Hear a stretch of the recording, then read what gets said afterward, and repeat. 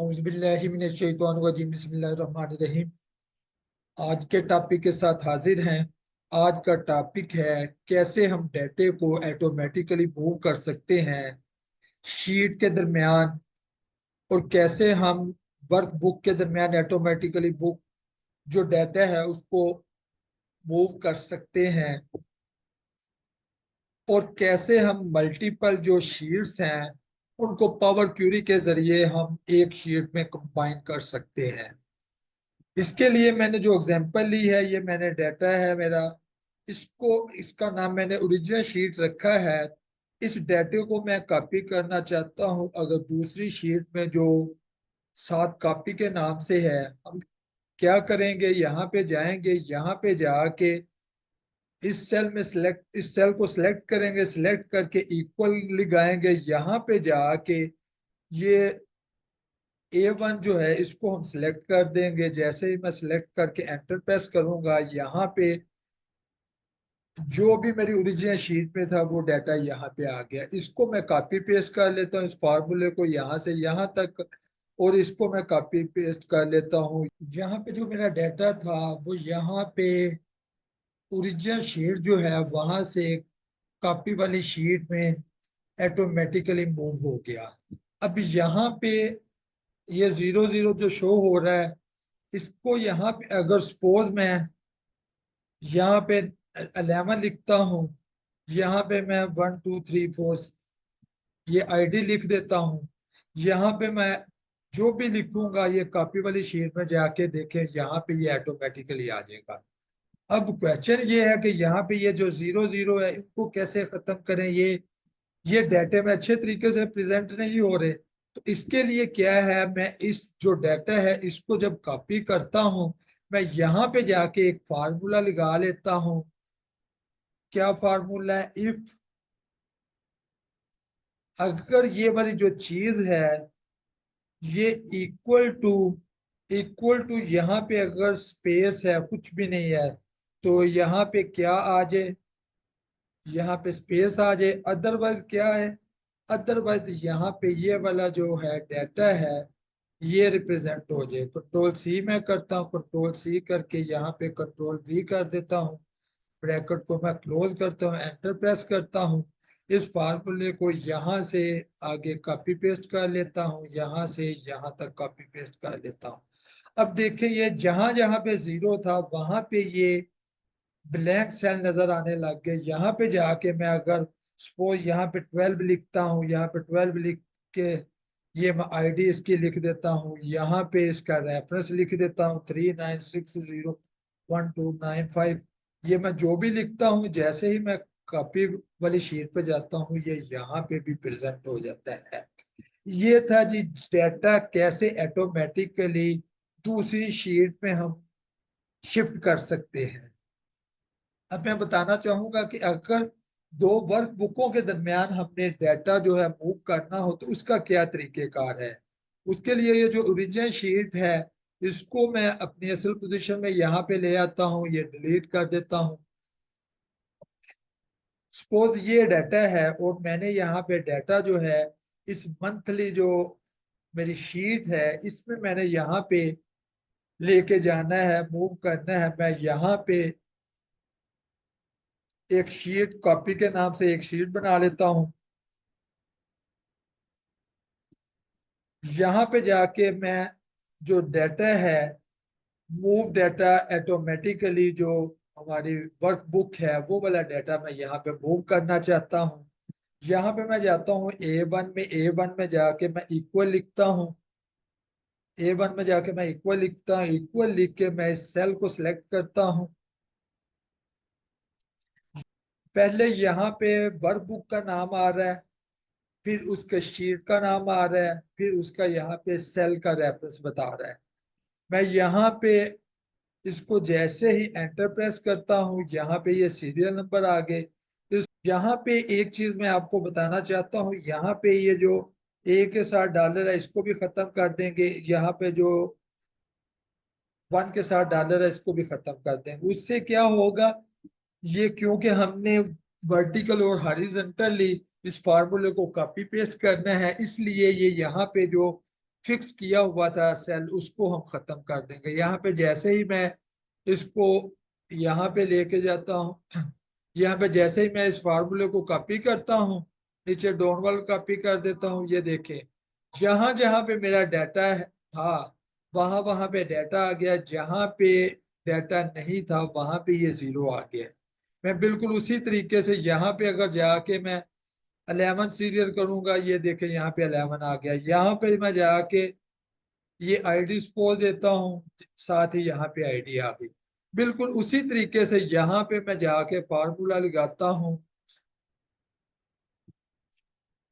जो वर्कबुक का एड्रेस हो, शीट का एड्रेस हो, सेल का एड्रेस है, अगर ये इक्वल हो स्पेस के तो यहाँ पे क्या डिस्प्ले हो जाए, यहाँ पे स्पेस आ जाए।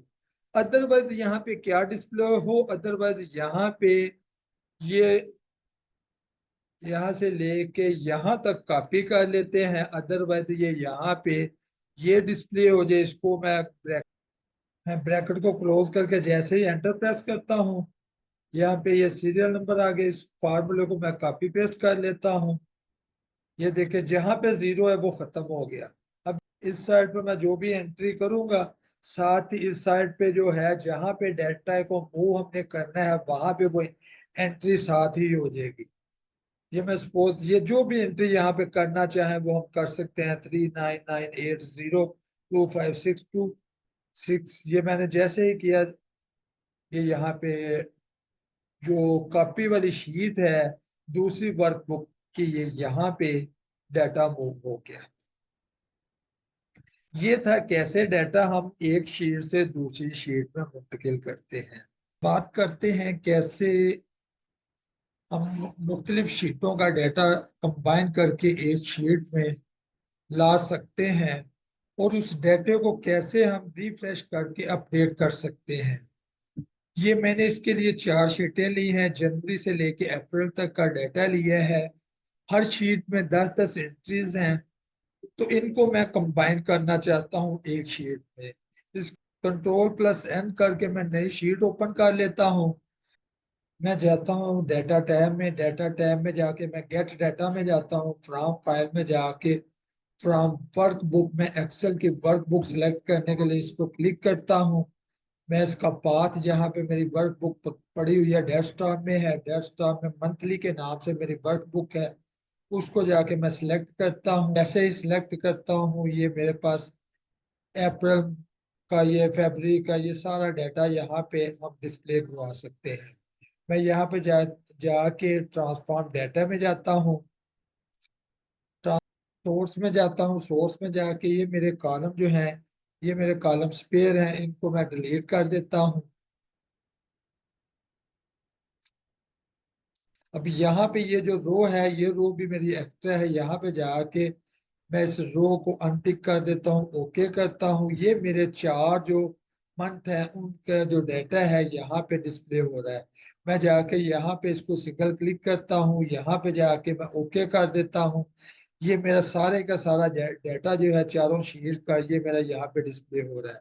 यहाँ पे अगर आप देखें, यहाँ पे सीरियल नंबर, यहाँ पे सीरियल नंबर, ये क्लीन डाटा नहीं है। क्लीन डाटे के लिए मैं क्या करता हूँ, सबसे पहले इस रो में जाता हूँ, यूज फर्स्ट रो एज हाइडर कर देता हूँ। उसके बाद मैं यहाँ पे किसी भी जगह पे जाके यहाँ पे, क्योंकि सीरियल नंबर जो है ये वाली रो मुझे नहीं चाहिए, मैं इसको जब अनटिक कर देता हूँ, ये मेरा नीट एंड क्लीन डाटा है। अब इसमें जाके यहाँ पे हम क्या कर सकते हैं, यहाँ पे जाके हम इसकी डाटा टाइप भी चेंज कर सकते हैं। डाटे को क्लोज एंड लोड कर देता हूँ। जैसे ही क्लोज एंड लोड करता हूँ, ये मेरे पास जो है डाटा यहाँ पे डिस्प्ले हो गया। अब यहाँ पे जाके सपोज मुझे किसी मंथ को ऐड करना है या किसी मंथ को यहाँ से डिलीट करना है, तो मुझे सिंपल एक रिफ्रेश के जरिए ये जो डाटा है मुझे मिल जाएगा। उसके लिए क्या करते हैं, मैं जाता हूँ अपनी जो शीट है मेरी मंथली के नाम से, यहाँ से मैं फरवरी का डाटा जो है इसको मैं डिलीट कर देता हूँ। यहाँ पे मैं इसकी जगह पे एक जो मई का डाटा है वो मैं यहाँ पे एक शीट जो है वो इंसर्ट कर देता हूँ। इस शीट को मैं नाम दे देता हूँ मई का।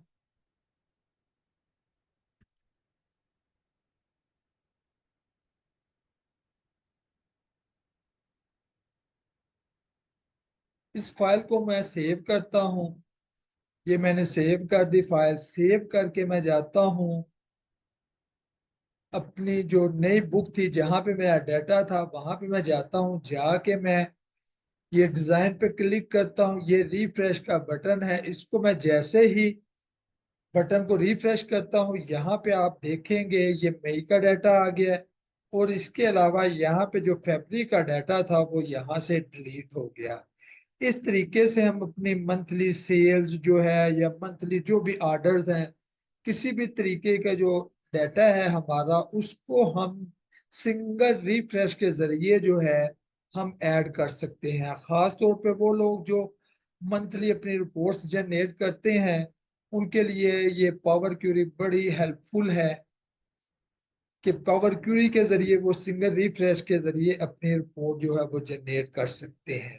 हमने क्या क्या किया कि कैसे हम जो डाटा है दो शीटों के दरमियान ऑटोमेटिकली मूव कर सकते हैं। फिर हमने देखा कि कैसे दो बुक्स के दरमियान, वर्क्स बुक के दरमियान हम ऑटोमेटिकली डाटा जो है वो मूव कर सकते हैं। फिर लास्ट पे हमने देखा कि कैसे पावर क्यूरी को इस्तेमाल करके हम मुख्तलिफ शीटों का डाटा जो है वो एक शीट में इकट्ठा कर सकते हैं। चाहे जिस शीट का डाटा हम डिलीट करना चाहें या कोई नई शीट का डाटा ऐड करना चाहें, हम सिंगल रिफ्रेश के जरिए अपना जो डाटा है उसको कंपाइल कर सकते हैं। मुझे उम्मीद है आज का जो टॉपिक है आपको पसंद आया होगा। चैनल को सब्सक्राइब कीजिए, लाइक कीजिए, दोस्तों के साथ शेयर कीजिए। मिलेंगे नए टॉपिक में, उस वक्त तक के लिए इजाजत दीजिए। अस्सलाम वालेकुम वरहमतुल्लाह।